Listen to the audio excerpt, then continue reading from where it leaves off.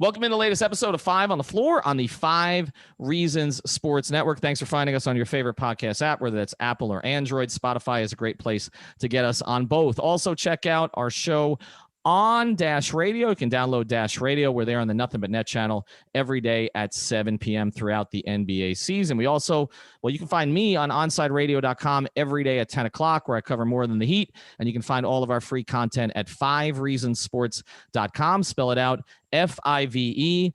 Reasonsports.com. That's where Brady Hawk is writing like 3 or 4 stories a day. And of course, we got Josh Houts and David Fernandez and others on the Dolphins. Also, check out the great sponsors of the 5 Reasons Sports Network. That includes one of our longest sponsors, our friends over at Seltzer Mayberg. Their office is right there in North Miami, right off of I-95, but they handle cases from all over the state. This is where you want to go if you got a slip and fall, you've had a driving accident, you got a ticket. They will help you get it tossed out. They'll do it at a low rate so you don't have to worry about it. So check out our friends at Seltzer Mayberg. It's onecalllegal.com. That's O-N-E, calllegal.com. Say hello to David and Cassandra and everybody else down there, Eric, Mendy. They do a great job there. They got a great staff, and they certainly can help you with your problems. So again, it's onecalllegal.com. That's a Seltzer Mayberg law firm right there in North Miami. And now, today's episode. 1, 2, 3, 4, 5 on the floor. Welcome to 5 on the Floor, a daily show on the Miami Heat and the NBA featuring Ethan Skolnick with Alex Toledo and Greg Sylvander, part of the 5 Reasons Sports Network. All right, Ethan Skolnick back on 5 on the Floor. Here is today's floor plan. I've got Alex Toledo. You can find him at Tropical Blanket. I've got Greg Sylvander. You can find him at Greg Sylvander since he changed that handle a little bit ago. We're going to talk about this upcoming back-to-back against the Milwaukee Bucks. We just did an episode on Precious Achiuwa, so make sure you check that out and some of the rotation issues. We will get into the rotation a little bit today. Alex and I went through it, but more so we're going to deal with the immediacy of Jimmy Butler's injury. I reported after the Heat announced that he was doubtful for game 1 that he's likely to actually miss multiple games at this stage. He aggravated the ankle in the first half against New Orleans, but it looks like he's going to give this some time to heal. It is not considered to be a long-term injury, but they obviously don't want this to get away from them early in the season where it becomes a nagging problem. Let me go to you on this first, Greg.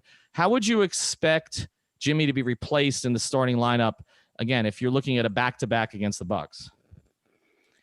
It's tough to know whether you would choose to replace him with a player that is situational and merely based on matchup-driven decisions related to playing Milwaukee in back-to-back games, or if you're looking for, as you alluded to him missing multiple games, are you looking for kind of the player that can slot in for Jimmy for an extended stretch? And when I say extended, like let's just say it's 10 days, and that encompasses 4 games or something like that. I'm completely just speculating there, that you would have a player that you could keep some consistency in your lineup. And to that point, there's a part of me that almost thinks that there could be an opportunity here for a guy like Mo Harkless to get a chance to kind of get some additional run. There was Kendrick Nunn noise on the timeline today. I didn't really understand 100% how that came to be. But as I look at the lineup, now that they've kind of decided, it appears to go big with Myers and Bam up front, and now you have Jimmy out of the lineup. I feel like Duncan Robinson slots in and I know we're positionless, but the quote unquote 3. Herro makes for a nice 2 guard. So maybe I'm overthinking it and it's Goran Dragic plugs in and that's your plug and play guy. But I mean, I can make a case for Avery Bradley, but I also just have a feeling that they're going to try to keep things as status quo as possible from a role perspective. And it's going to be a guy like Okpala, Harkless, or Iggy. Well, we know, Alex, who the fans want, right? They want KZ, but we haven't seen KZ except for the final minute of the second game after he had that breakout in the preseason. I did see the Nunn conversation today. I was a little bit surprised about that, except when you consider that he was a starter last year. They've gone to him for scoring before, and then one of the things that they miss without Jimmy is obviously scoring. But KZ will give them a bigger body, a little bit more playmaking, certainly you would think, than Harkless is providing. Who do you think he goes with? You see, I'm trying to think about it as you guys are talking through it, and to me, there's no obvious answer. Like, I really do think you can make a case for kind of every guy that you guys have mentioned in the past minute or so. And like I was thinking about it, okay, like Goran would be a nice idea because you know how good he is at running the offense and just being competent there, whereas Herro isn't really the, that type of point guard yet. But Kendrick Nunn made sense to me too, just to kind of make him look good. I think you put him next to the starters and he could have an easier time producing, especially versus the Bucks drop defense. And that's kind of the last time we actually saw him produce was versus the Bucks in that second round series. Avery Bradley would make sense because they have Drew Holiday now, somebody who could give him trouble, who could switch onto Middleton at times, for a possession or two. Like I do think you can go like whether it's Iguodala or Harkless or even like Olynyk, like there's a lot of different options here. So are you guys assuming that Myers is still starting with Bam? Because that's kind of where if you're saying that's the tough one. I am too. I mean, I Okay. assumed without, but it maybe changes a little without Jimmy. I assumed with Jimmy that Myers made sense as a starter because he does make sense against the Bucks too. So that's against the Bucks because you're they're going to play bigger. They're going to play Giannis at the 4. You're going to play Bam against him. But now I'm thinking, okay, can you put Myers in, who I know he made the threes. He's got the quicker release, but he's a kind of a non-scorer, non-playmaker in the starting lineup. Or do you need to put someone else who's a little bit more of a playmaker in there? We've seen Spoelstra do that. So maybe you throw Bam back at the 5 and maybe you put Harkless in at the 4 and you take your chances there a little bit with, I don't know, what you put him on Giannis maybe. And then you add what? You've got Robinson, Herro, and maybe you go Nunn and you go really I think it's going to be Nunn or Harkless. If we're assuming Myers is in there still, let's say, Myers takes on Brook and Bam takes on Giannis as a defensive matchups. It kind of makes sense to, I think, either go with Nunn or Harkless there. But again, all these guys kind of make sense. I know. What's weird about it is that this is like what we've gone back to about Jay Crowder being able to defend up. There were moments where, and I know that they had multiple guys on Giannis in the playoffs, but Jay Crowder's ability to spend a possession or two on Brook Lopez and not get swallowed up and just completely dominated was important. And so I just don't see a path right now to expect Mo Harkless to be able to do that. So sizing down in this particular, 2-game series, we'll call it, just seems unrealistic. I feel like you got to keep Myers in there for the Brook matchup and then Giannis and Bam matchup. And then you hope that Drew Holiday, that's the key to this thing. I feel like you can play Goran and get by in Kendrick Nunn and you can feel good about that. If Drew Holiday is being contained, the more that he goes off, the more Avery Bradley's going to have to step up in this matchup.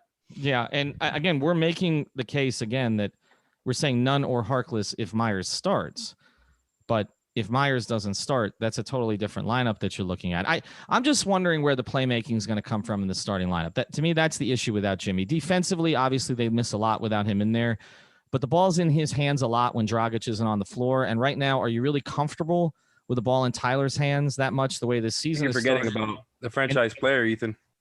What's that? I think you're forgetting about the franchise player. I think to me, they look at it as, okay, we've got Bam and Duncan doing their thing, and we've got Bam and Tyler doing their thing. I don't think they look at Tyler as just, the quote-unquote point guard. Obviously, he turns into more of that when Jimmy's out, and especially if they're not going to start Goran next to him there. But I don't think they're looking at it as just Tyler. I think Bam is going to be kind of a key to all of this. Well, he is, but as Greg and I talked about, they really haven't been running the same. I mean, you and I talked about this at the game. Like, they haven't really run as much of the offense through Bam as they typically do. Now, maybe without Jimmy they do, right? And tomorrow night he has to guard Giannis. So right. I mean, you're asking a lot. You're asking Bam. I know that he basically said Bam and Jimmy. Spoelstra said Bam and Jimmy are the starting point, the point guards in the starting lineup. It's not really Tyler. Tyler's playing off of them and kind of finding his game where he can. But the reality is, I mean, you're asking Bam. I know he's the max player. I get it. But your third game of the season, you're asking Bam in a back-to-back 2 straight days to guard Giannis and be the fulcrum of your offense. I got to think you need Herro. You need Herro to do it, or you need another. Is there another playmaker? See, this is why to me now you're asking a lot of. Goran makes a lot of sense. Do you just start Goran? Yeah, and this is part of the point that I was going to make about Bam, and now it connects with Goran as well. Again, with the drop defense stuff, I know we've kind of talked about it endlessly over the past year, but the Bucks have the most dramatic version of it, and we saw it in the playoffs where Brook Lopez is just all the way back every time that there's a handoff or a pick and roll, and they have good perimeter defenders, and that's what you need, for the perimeter defender to kind of do all the work as far as taking care of the guard there, and so that's where. They're very good. But as far as Brook Lopez dropping back, that makes it really easy for Bam to actually create for Duncan Robinson or Tyler Herro because you could just get him in a handoff, and Herro and Duncan are coming off of that, knowing as long as I have a little bit of room to get the shot off, there's not going to be anybody else even close to them. So I think it's going to be really easy to get Bam going as a playmaker versus the Bucks specifically. And I think continue with Goran. I mean, the Goran Bam pick and roll, we saw how effective that was versus stiff bigs, and that's exactly what Brook Lopez is. And look, I'm not trying to diss Brook Lopez. He's a good, productive role player for them and is their fourth or fifth best player. But Goran Dragic, sliced them up in the playoffs for a reason. So I think that would make a lot of sense to start him. And again, that's why I just think like that would be probably their best lineup. But I know Spo doesn't like messing with the whole Dragic off the bench thing, and that's like its own dynamic. But I think if you're just talking about the best five, exactly. If you're talking about best five, that's Goran. You're right. But that's part of it too. It's not just the qualifying. I know it's a joke. It's not just the qualifying for sixth man of the year and keeping the bench unit together, but it's also this chemistry that's been built with Precious at the start of the season between Dragic and him. And I don't know if Spoelstra is going to want to break that up right away because he's got Precious comfortable playing with a true point guard. So you've got to basically stagger that because again, there is no true point guard in the starting lineup. I do think there's a role for Nunn though. I think the more that we talk through this, like if you're not going to play Nunn now in this situation where you clearly need offense and a little playmaking, right, then he's done with you, right? Like that, there's nowhere for him to go. He'll get minutes in this game, even if he doesn't start. I think it just makes so much sense, like to fit him in when Jimmy's not there, especially again versus the Bucks, where I think he'll be able to get some easy looks. Yeah, you would think so. I mean, I would think that would be the option. All right, now let's talk about it just generally what these two games mean. It's early in the season. You're playing, third and fourth game of the year. Giannis didn't look thrilled the other night with what happened against the Knicks. There's been a lot of strange results early in the NBA. I mean, what's crazy is the Christmas Day games were all basically chalk. The favorites won all of them by double digits. Okay, so that went that way. But then when you look at other particular results during the season, I mean, you've had some strange ones. I mean, you've had, again, the Clippers, win their first game against the Lakers, and then they're down by 50 at the half. You mentioned the Bucks result. So I don't know how much to make of some of these early season results when guys are in and out. We see Irving is not playing tonight for the Nets. I think that'll probably continue. Dinwiddie's already hurt, may miss the rest of the season. So there's been some strange things that have happened early. How much stock, Greg, do you put in these two games? How meaningful are they at this stage when, you basically spent your summer trying to keep the cap space for Giannis? They make the move for Holiday, tried Bogdanovich, didn't work out, but you just beat them in the playoffs. I mean, not even 3 months ago. That's why it doesn't matter that much. I mean, I think that the prudent approach is to say, let's get a split. Like you want to win one at least. And that's just in order to stay afloat in the standings. But when Orlando and Cleveland are 3-0 and leading the Eastern Conference, that is a clear indicator that we need to take these results with some grains of salt and just kind of see what kind of shakes out going forward, because it's just too early to start to make any firm declarations. I would say that these are the things I'm looking for most. I'm interested to see the combinations that Spoelstra has gotten to so far and him continuing to explore those things and what works and what doesn't.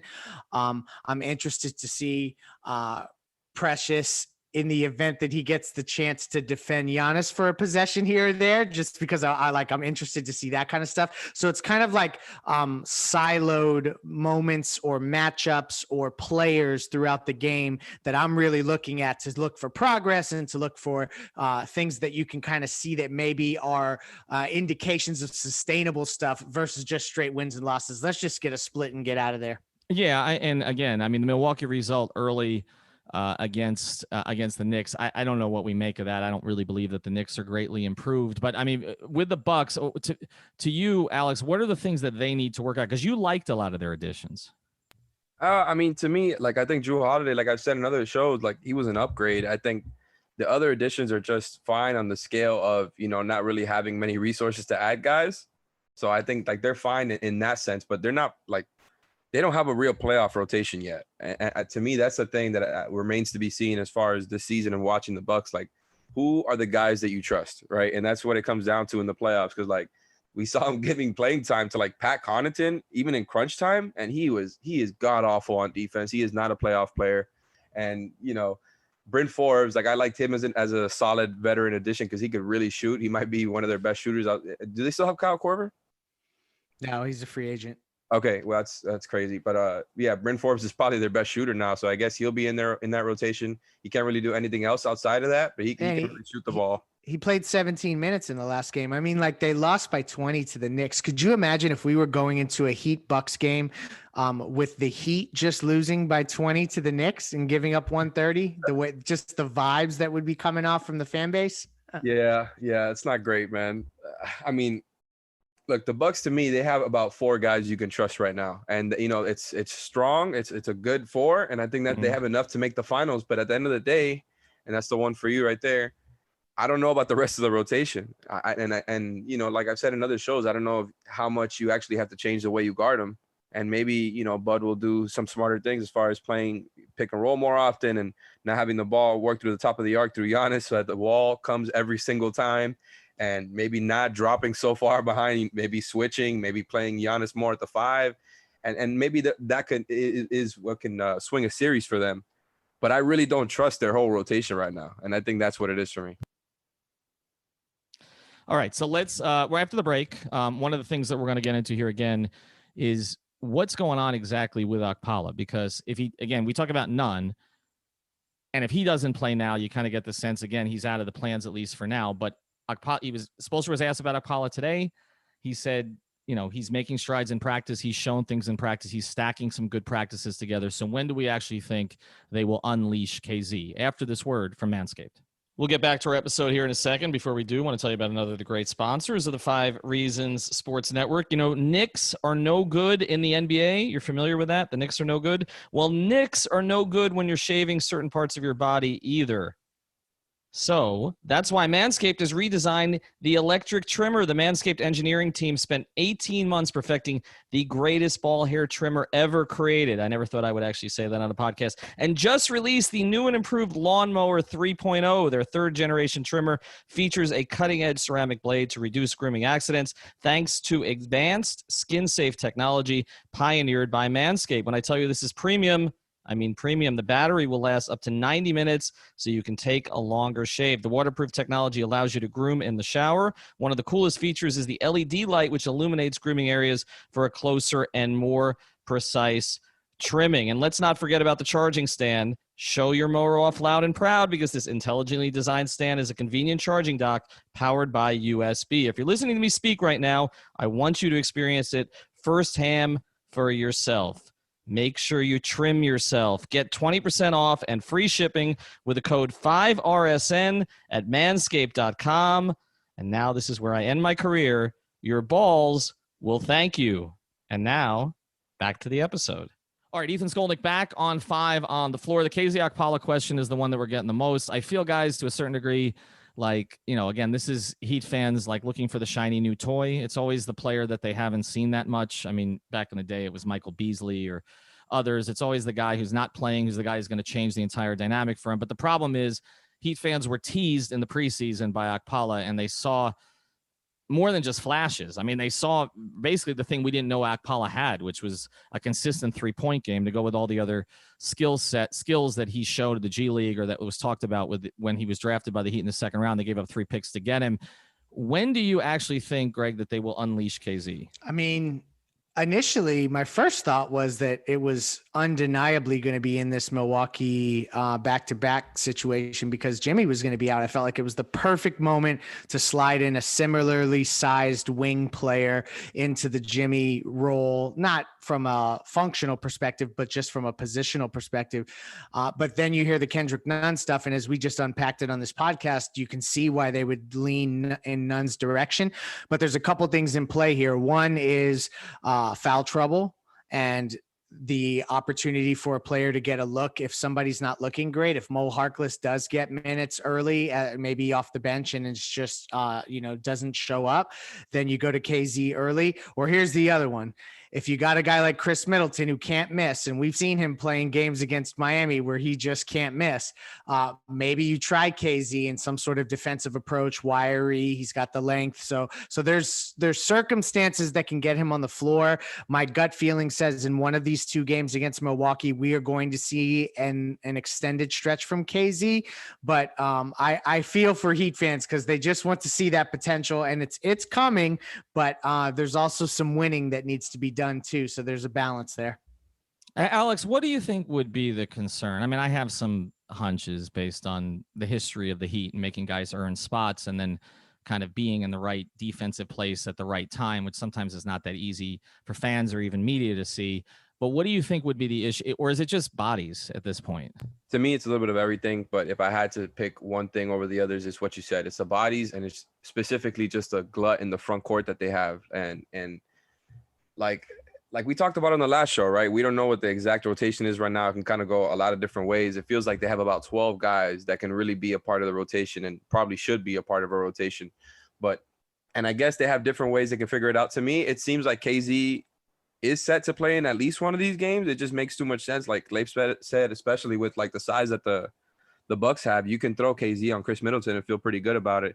Maybe not at, right at the end of a game, but throughout the game, like I think there will be opportunities for him throughout the season. I think there will be, but it seems like he might be number 12 right now. I don't know if you guys get that same vibe, but it seems like he's not, like if you had to, kind of had like a batting order, he would be last, number 12 as far as those 12 rotation guys.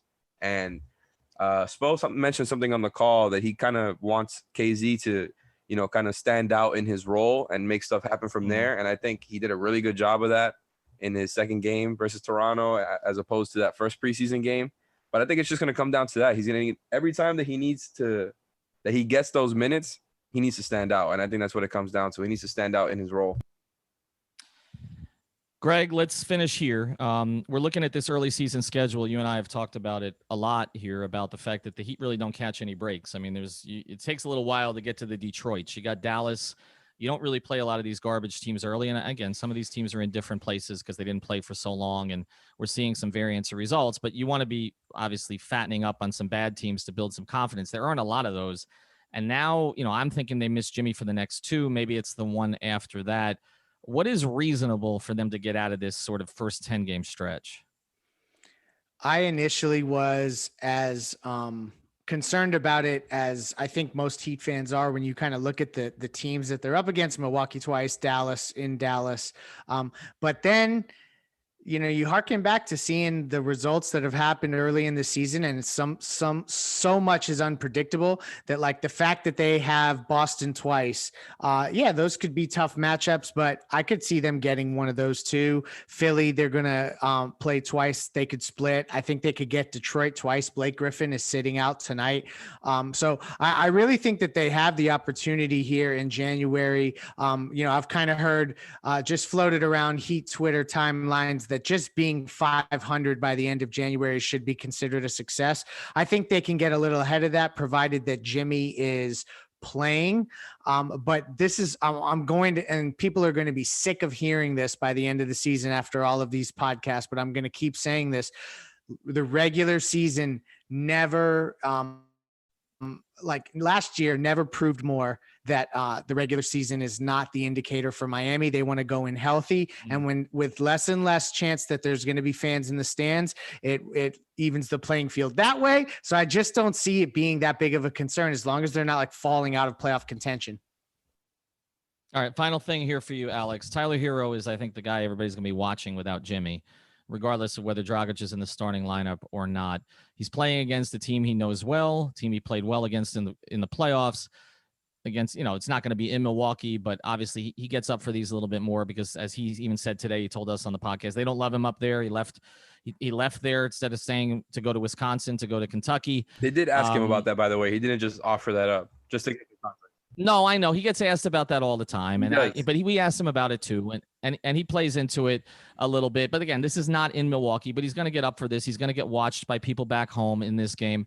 What do you want to see in this back-to-back? How does he make people feel better about where he is? I think there's a lot of potential for Tyler in these two games, especially if Jimmy. I mean, whether Jimmy plays or doesn't play, we know Tyler's starting, and again, the drop defense stuff just makes it so much easier on him. Because you can predict where the defense is going to be. Right. And I think that's kind of important for a guy like Tyler Herro, who's only in his second year in the league. And, it just kind of makes decision making and being that point guard out there, especially with an emphasis on that with Jimmy out of the lineup. I think it makes it a lot easier for him on knowing like what shots are going to be there for him and how to play in the flow of a offense like that, where he's going to have the ball a lot, but a lot of it is also going to go through Bam as well. There's going to be a lot of motion, as we all know. And I want to see from him a controlled aggression, right? Like I want to see him being aggressive, whether it's, trying to look for his shot or trying to be the point guard. But I don't want it to be too much. Like we've seen it. He kind of might get out of hand, especially when Jimmy isn't on the line, isn't on the floor. I mean, and so as long as he keeps the turnovers down, he makes his shots, I think he's going to look good. I think he's going to get some easy ones up, and there's going to be some good momentum going into Tyler Herro after these 2 games. One other point to make. Kendrick Nunn played pretty well against the Bucks in the regular season. That's what I'm saying. So again, Spoelstra may look at that a little bit. He played pretty well against them. I think you're right. The Herro gets some opportunities to maybe makes people feel better about him.